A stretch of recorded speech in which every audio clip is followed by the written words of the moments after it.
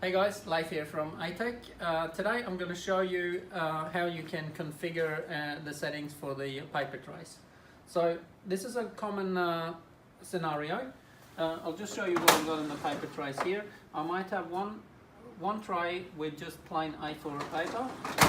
Then I might have a second tray also with A4 paper, but it might be a colored paper, or it could be letterhead or anything like that.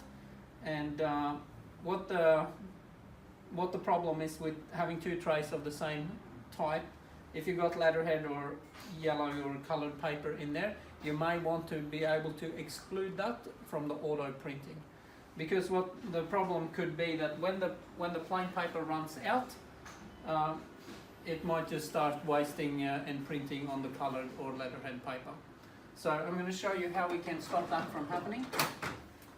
And to do that, we're going to go straight into the utility button. So on the home screen, hit utility.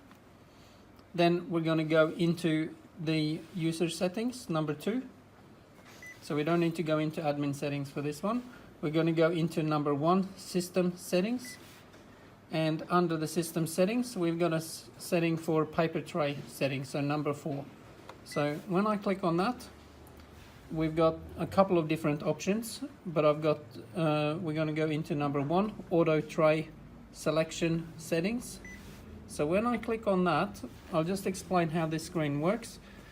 You can see the 2 trays highlighted. This machine only has 2 trays available, but when they are both highlighted like that, that means that both those trays are going to be part of the auto tray selection.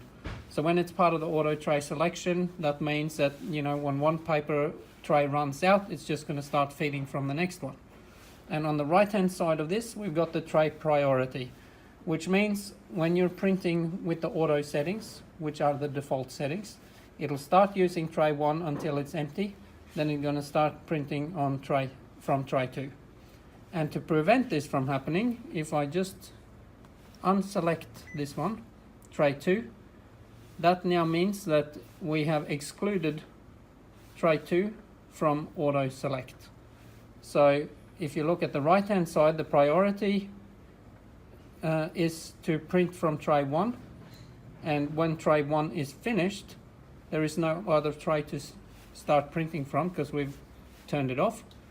And that means that the printer is then just going to display a paper empty message when the tray 1 runs out, and it's not going to start wasting your colored or letterhead paper.